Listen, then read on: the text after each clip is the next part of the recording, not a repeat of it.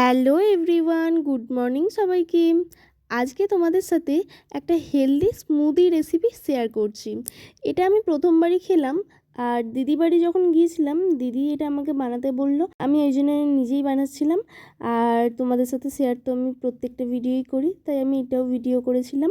আর এটা খেতে এতটাই টেস্টি যে খায় না সেও খাবে। আমাদের কাছে যা যা ছিল সেগুলো দিয়েই করেছিলাম। আর তোমরা যে কোনো ফল দিয়েই করতে পারো। আমরা কলা দিয়েছিলাম, কলাটা খুব ভালো হয় কলা দিলে বেশি। তো বাড়িতে যতটা কলা থাকবে বা তোমরা যতটা পরিমাণ নিতে চাও সেরকম পরিমাণে নেবে। আর এটা হচ্ছে ব্লুবেরি, আমরা 4টে কলা নিয়েছিলাম তাই 8টা ব্লুবেরি দিয়েছিলাম। আর এই যে এটা হচ্ছে বিটরুটটা পেস্ট করা ছিল, আর পেস্ট করে এতে একটু জিরে দেওয়া ছিল, জিরে পেস্ট, আর বিট নুন দেওয়া ছিল, সব পেস্ট করে রাখাই থাকে। তো পরিমাণ মতো এটাও দিয়ে দিয়েছিলাম, আর সাথে কাজু বাদাম আর আমন্ড দিয়েছিলাম। তোমাদের কাছে যে কোনো ড্রাই ফ্রুটস থাকবে তোমরা দিতে পারো। আর তারপর দিয়েছিলাম এই অ্যালোভেরা আর কিউইর জুসটা।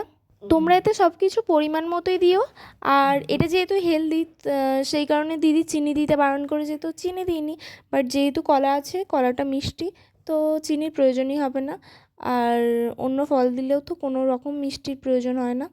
তো পরিমাণ মতো জল দিয়ে দিয়েছিলাম।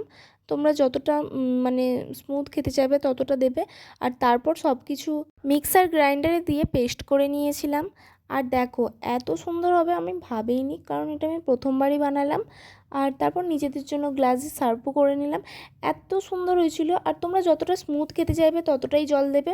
আমাদের যতটা পরিমাণ জল প্রয়োজন ছিল ততটাই দিয়েছি। তো আজকের ভিডিওটা কেমন লাগলো তোমরা অবশ্যই জানিও। আর রেসিপিটা ভালো লাগলে একটা লাইক আর কমেন্ট করে শেয়ার করে দিও। Thanks for watching. দেখা হচ্ছে নেক্সট ভিডিওতে। বাই।